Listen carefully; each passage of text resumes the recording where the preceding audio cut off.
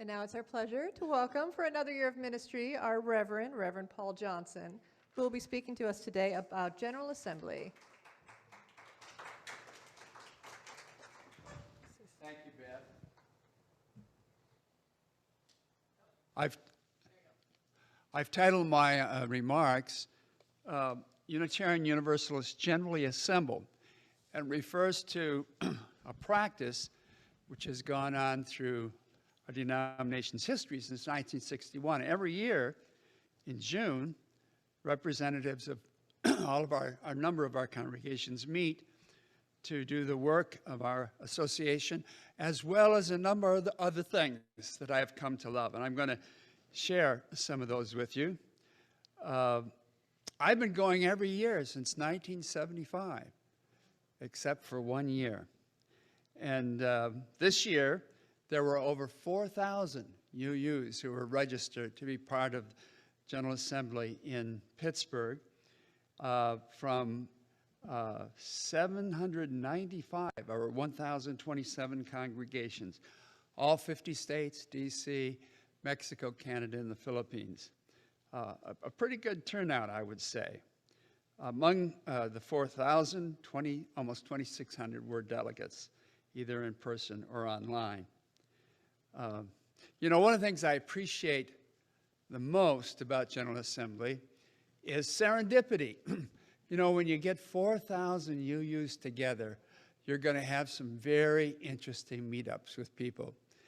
There's one woman, Lisa Friedman, a minister that I've wanted to meet for many years. She is currently a minister in Minnetonka, Minnesota, but she served Mankato, Minnesota, just 30 miles from my first congregation in Hanska, Minnesota, where she had a very close relationship with the Hanska congregation, as I had a close relationship with her Mankato congregation. And I've read her sermons, but I've never been able to meet her for some reason. And I was at the Meadville Lombard Alumni Dinner, my seminary dinner at General Assembly, and there she was, seated right across from me at a table, Lisa, who I'd wanted to meet for many years. She told me the interesting story of where she was preaching at my former congregation in Hanska, and all of a sudden, ushers came up the aisle with fire extinguishers. And behind her was a drapery which had caught on fire. And they put out the fire, but the drapery was ruined. And she caught, I guess, the remains of a long controversy there in that congregation, whether to have drapes over this picture of Jesus or not to have the drapes over a picture of Jesus. Some say we've gone beyond Jesus and Christianity, and so they had this compromise. There were drapes sometimes, and sometimes Jesus was present. And so afterwards, one woman said, well, we'll be able to get that drape back right away. We know where to order it. And another woman said, well, that drape should have burned long ago. Maybe we'll never get it replaced. But they did replace it. But, sometimes the picture is open and sometimes it's closed. A very humanistic Jesus blessing a little boy. But I thought that was an interesting story that I learned as part of a very serendipitous moment to meeting with Lisa. But of course, the other thing I love about General Assembly are the long-standing traditions, which I look forward to each year. The banner parade, where all the congregations begin General Assembly by bringing their colorful banners. The service of the living tradition, where ministers who have died are memorialized. Ministers who are receiving preliminary and final fellowship walk across the stage with their photo flashed to the hall so everyone can see them. Certificates are given to those who've completed their requirements for religious education or for music directors in our congregation. And there's just an inspiring choir and sermon each year. Then there's a Ware lecture, where a prominent person in some area of academics speaks to us. This year it was Dr. Ameni Perry, professor of African American Studies at Princeton, this month to go to Harvard. to be a professor there as well, who shared with us some of her insights about our transcendentalist forebears. Then there are the workshops, which enhance the life of our local congregations. I was able to attend part or all of those on racial inclusion, class inclusion, and dealing with trauma within the congregation. There are the meeting of all the associated groups. I was going to read all of them to you because it's very impressive, but it's at least 30 groups that have their annual meetings and gatherings or workshops. And of course, all our seminaries and UU Christian Fellowship, UU's for Jewish Awareness, UU's for Social Justice, Ministry for Earth, UU Covenant of Pagans, and I could go on and on that meet together. And I was glad to go to the meeting with this UU Service Committee where the president gave her report. It was very inspiring. And then there's the exhibit hall, where over 66 organizations and businesses are showing their wares to anyone interested. Then there's the business of the association. There, of course, are the reports of our officers, and it was good to hear our final report from Dr. Susan Frederick Ray, our president from the last 6 years. And there was a wonderful tribute to her, which Beth is going to share with us.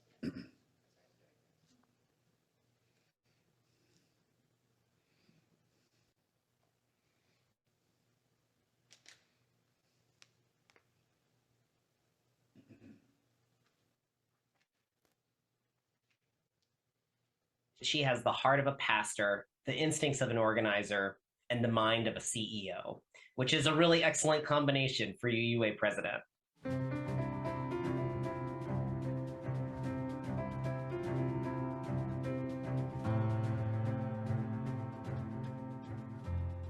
We went out onto those streets and we didn't know what was going to happen. There was no police protection for us, and yet we still went out into the street. And Susan was just so solid and so strong. And I know that I leaned into her strength for myself in that moment. I know she's been that not just for me, but for our whole association. The UUA has changed dramatically in its demographic makeup on the staff level and in senior leadership. One of the things that you encounter in that situation as a person of color in leadership is that you run into ways in which the system wasn't built for you. Susan has been a really incredible collaborator in transforming the institution to make space for the thriving of a wider array of people. So the first time that I saw Susan dance in public, I was like, does she remember that she's the president? She just was so in her body and so, authentically in a place of joy.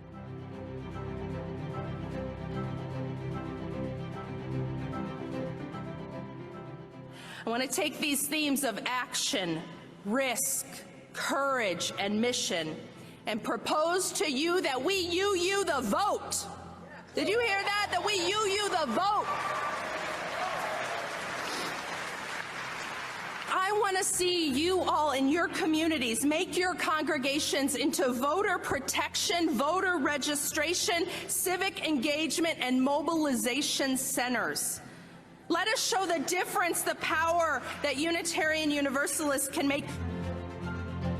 As a leader, it's easy to just go along with the status quo, but it is one thing to not just have a vision, but put the investment behind that vision. And the investment I know I've seen on the organizing strategy team, the investment in staff that I have seen is meaningful. Churches don't all have to agree, but we have to have the freedom to practice our beliefs. And in our communities, in UU communities, we practice welcome and inclusion for all our folks, regardless of gender identity, regardless of sexual orientation. We think the diversity of identity is a spiritual gift, is something that's beautiful. In one of her columns for the UU World, Susan described what she understands to be at the center of our faith as an ethic of love. And she makes clear it's not a weak or sentimental love, but burns like the fire at the center of our chalice.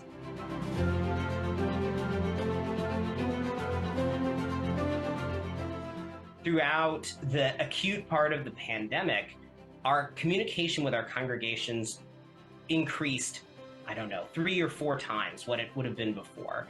I will never forget the moment when the pandemic hit, and it was, we were all disoriented and confused and heartbroken. And she showed up with, again, authenticity and courage and vulnerability to say the thing that no one wanted to hear and yet was the most needed thing to hear, which is, we're going to need to close down for a year. The hardest thing in my presidency was making those recommendations about congregations stop gathering in person during the pandemic. My molecular biology background was really helpful. I was following the science. I was reading these articles. I know how viruses work. I knew we needed to stop meeting in person in order to stop the spread, in order to protect the most vulnerable and protect our elders. Knowing that that was going to be harsh information for folks, and knowing that it was coming from me as a woman, it was terrifying. It was really scary to do that. I'm grateful for the ways that Susan stayed present to both joy and suffering. She's a deeply joyful person, and she's also unafraid to be present to suffering and hardship where it exists.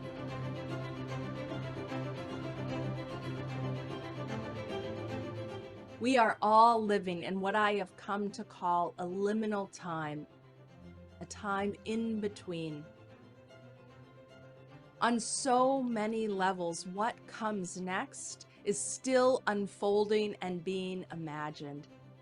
I would most like to thank Susan for her consistent connection with her own call. I am a more brave person because of who Susan is, and I'm grateful for that. I want to thank President Susan for being my friend. Thank you for your fierce flame of faith, sparking and reflecting the best of what we can be together. Thank you to Susan for just saying yes at a critical moment for the organization, that she took the reins. She was the right person for the job. Susan, I am so proud of you. If I could say one thing to my mom, it would just be that I wanted to know how proud of her I am and how proud the entire family is, and just how much we all love her.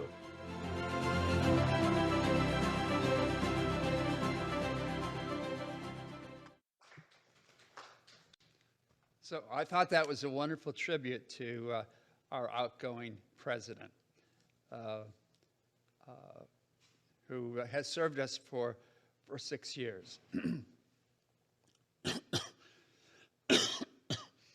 And of course, other officials were elected for our ongoing work of our association. The presidency, of course, was won by Sophia Bettencourt with 95% of the vote. She was the only one running. And I want you to hear just a brief word from her as well.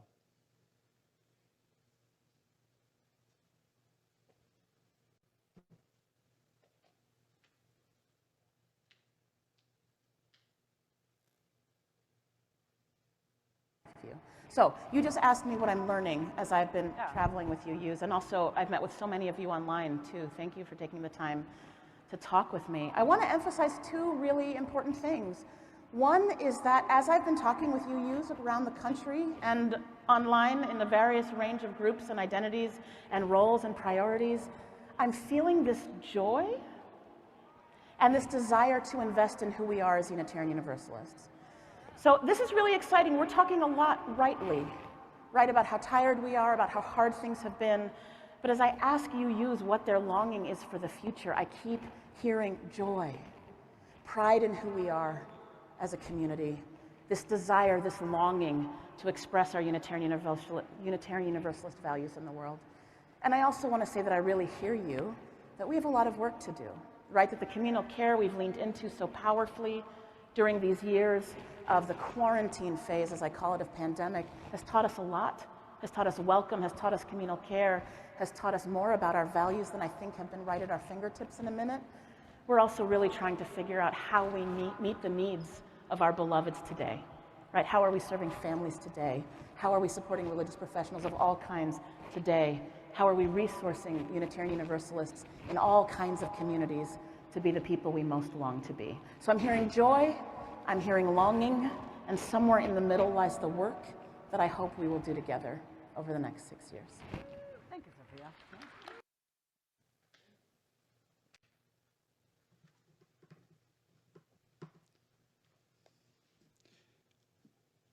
All the other officers were elected as nominated for the Board of Review, the Board of Trustees, the Commission on Appraisal, Commission on Social Witness, the Financial Advisor, and there was one person running for a petition from the nominating committee who didn't make it, but the other 6 who were nominated made it. And of course, there was a business resolution that made it to the agenda that turned out to be very controversial, and that was to divest entirely from any business connected to the fossil fuel business. Now, just a few years ago, the UUA divested of the top 200 coal and gas reserve owners, but the Youth and Young Adult Caucus came up with a proposal that $14 million been withdrawn from the UUA's assets that are invested in fossil fuel infrastructure, companies that build oil fields and construct pipelines, as well as all the banks that fund the fossil fuel industry in those areas. And this was opposed by President Gray and by the board as being very, very expensive because they'd have to withdraw from all their pooled income funds and begin to invest in individual companies. And this would be very expensive, cost over $700,000 to do if done just, right in the moment. And so there was a lot of impassioned debate on both sides of this issue, and eventually it lost by a significant margin, with people feeling a little bad on that score because they wanted to support the youth and young adults. But they also realized that doing this quickly would be very, very expensive and lead to loss of income by our congregations who hold money in the UUA funds as well as the UUA itself. And then, of course, there was the top thing on the agenda, and that was the revision of the Article 2, Purposes and Principles, which state the reason for our denomination. I was surprised how many people got up and said, you know, this isn't all that important because it's just bylaws.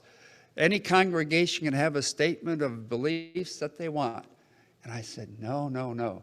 I was sitting next to a ministerial colleague I'd known for many years, and I said, this is important to us as the Council of Nicaea because it's going to be who we are for the next 30, 40 years, how we identify ourselves to the world. It's not just a bylaw for the sake of having a bylaw. And so I was very interested in the debate. I can't go through it all. Of course, we've had 2 services already dedicated to it. But just tell you about some of the amendments that were made to the purposes and principles. Viola Abbott, a UU minister, said we've got to include in our purposes spiritual development. People went for that one, 92.5%. David Schwartz did something that I suggested I wanted done in my sermon last month, that we include in the purposes the importance of starting new U congregations. They had dropped that, and I think that's so important, extension. And his words went like this: we encourage the creation of Unitarian Universalist communities, and that passed by 87%. Reverend John Millspaugh had an amendment that wanted to firm up and make a little more vivid the ecological responsibilities that we have, and that passed. Matthew Johnson, I'm going to have to take this one out because I want to, on my phone here, I want to be very specific with you because this was a very important one that he added. He inserted these words. As Unitarian Universalists, we proclaim that direct experiences of transcending mystery and wonder are a primary source of inspiration. These experiences open our hearts, renew our spirits, and transform our lives. And then he had also, we draw upon scientific understandings. Now, these, of course, kind of mirror or I say that they kind of mirror, I guess that's the way to say it, two of our existing sources, humanistic and scientific reasoning and direct experience of transcending mystery and wonder, which in our current bylaws. And I was glad that both of these were passed, but how about people who look to the other sources that were completely left out? The prophetic teachings of men and women, teachings of the world religions and Judaism and Christianity, the teachings of earth-based traditions, of course, are other things that people view as sources, but they've been left out. And I think there's going to be quite a battle royal in the coming year about people saying, well, you put in direct experience of mystery and wonder, how about my source? We'll see what happens in the coming year. But amendments to retain the sources as well as the current principles lost out by a wide margin. Kathy Bain suggested that we include these words, that we support the democratic process for making decisions within our congregations and in the society at large. They had eliminated within our congregations and the society at large, and that this puts it back in. I was very pleased to see that.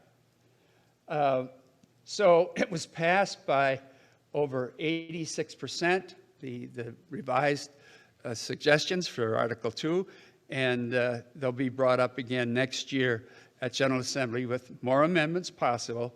And in order to be approved, it has to be approved by 2/3 of next year's delegates.